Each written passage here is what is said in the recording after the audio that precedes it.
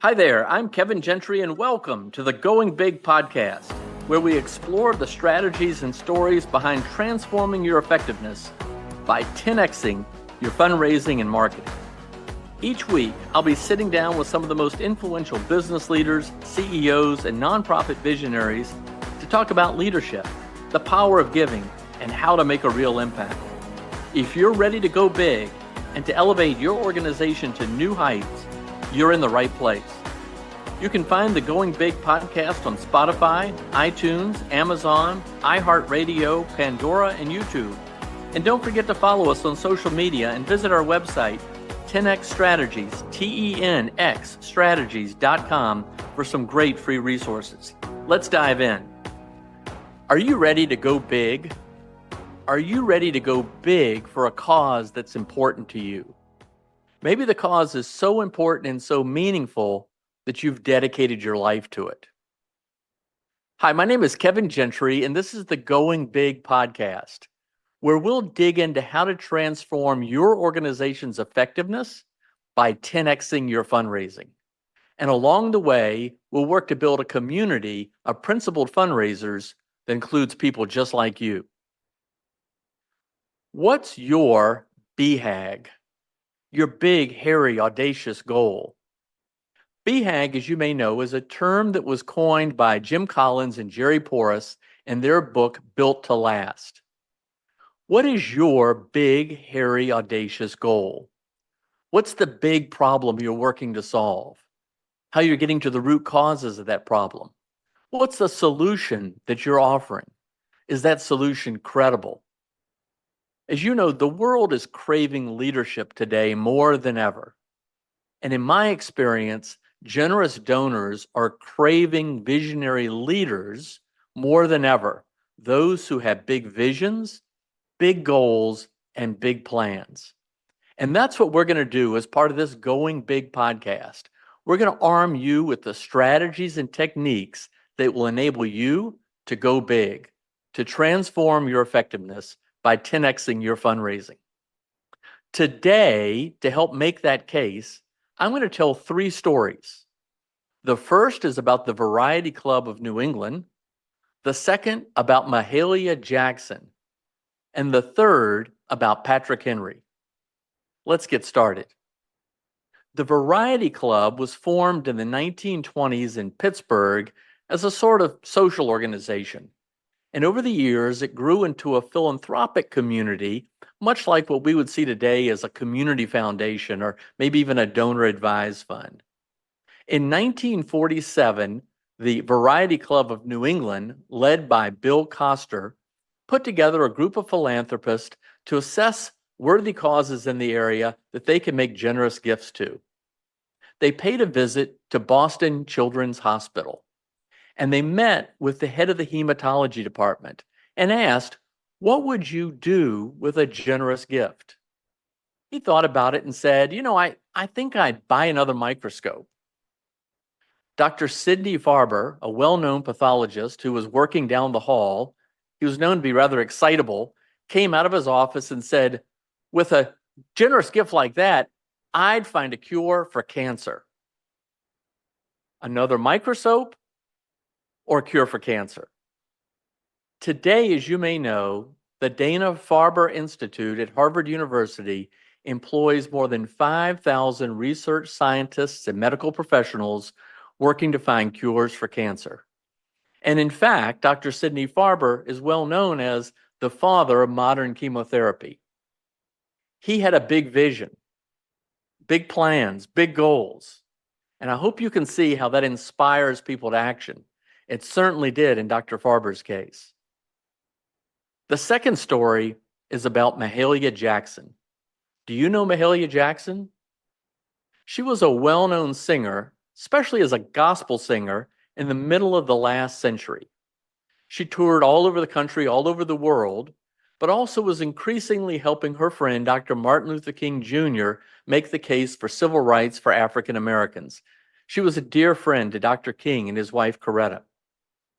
On August 28, 1963, Dr. Martin Luther King was asked to give the closing speech at the March on Washington. More than 250,000 people had come to the Lincoln Memorial to be inspired to take action to bring civil rights for African Americans. Dr. King, as you may know the story, worked through the night in preparing for his remarks. Many people gave him advice and counsel on what to say. Just as he was speaking, maybe a minute into his address, Mahalia Jackson, who had performed earlier in the day and was sitting just a few rows back, yelled out from the audience, "Tell him about the dream, Martin. Tell him about the dream." And that's all that Dr. King needed to push away his prepared remarks and to speak from his heart. And he, of course, laid out his dream for America. And we all know that is one of the most consequential speeches in world history. Big vision, big goals, big plans. It inspires people to action. Another way to look at it is through Patrick Henry. As you probably know, Patrick Henry was a very skilled orator and was an effective and important communicator in making the case for the American Revolution. He was very effective in many ways, including how to know your audience, what words, terms, and phrases to use with that audience, how to reach the key group that you need to reach, using emotional arguments rather than just logical arguments. On March 20th, 1775, almost 250 years ago, about 165 delegates came to Richmond, Virginia for the Second Virginia Convention at St. John's Church. They were to take up several resolutions dealing with deteriorating relations with the mother country, Great Britain. And Patrick Henry had in mind 3 resolutions, the third of which was quite radical. It called for the raising of a state militia, which was definitely more than just defending the colony. It was more about inciting action against Britain. He knew he did not have the votes to get that third, more radical resolution approved without some special techniques. So, as you may know the story, he gave a very famous address. And he was aiming his words in particular at a group of delegates who were concerned about Britain, but also were very comfortable with their lives in the Virginia colony. And he knew he had to move them on certain terms, drawing from biblical references, from plays that were popular at the time, from classical history. He gave that speech. Maybe it's familiar to you. The last part of it goes like this. Gentlemen may cry peace, peace, but there is no peace. The war has actually begun. The next gale that sweeps from the north will bring to our ears the clash of resounding arms. What is it that the gentleman would wish? What is it that he would have? Is life so dear or peace so sweet as to be purchased at the price of chains and slavery? Forbid it, Almighty God. And then in a dramatic display, Patrick Henry brings out a dagger, and with a reference to the Roman patriot Cato the Younger, he says, "I know not what course others may take, but as for me, give me liberty or give me death." The vote was taken, and 65 to 60, the delegates voted for that third most radical resolution, which ultimately helped pave the way to the American Revolution. Patrick Henry knew his audience, he knew what message he needed, and he effectively delivered it. It's another example of a big vision, big goals, big plans. Certainly a Declaration of Independence and a revolution is a big vision and a big goal and a big plan. But it also shows how bigness inspires people to action. Over the next several weeks, through our Going Big podcast, I'm going to lay out a lot of strategies and techniques that can help you, as I said at the start, transform your effectiveness by 10xing your fundraising and marketing. We'll talk about how to establish that vision, how to establish your objectives, how to come up with a strategy that is right for your particular cause, how to develop your plans. How do you think through testing it to various audiences? What about marketing? How do you position yourself? How do you prepare your case? What techniques of persuasion do you utilize? These are some of the things that we'll be talking about on the Going Big podcast. I hope you'll be there to join us. There's a lot to talk about, but more importantly, this is the path you can take to transform your effectiveness to making an even bigger difference for your cause and truly affecting and improving the lives of others.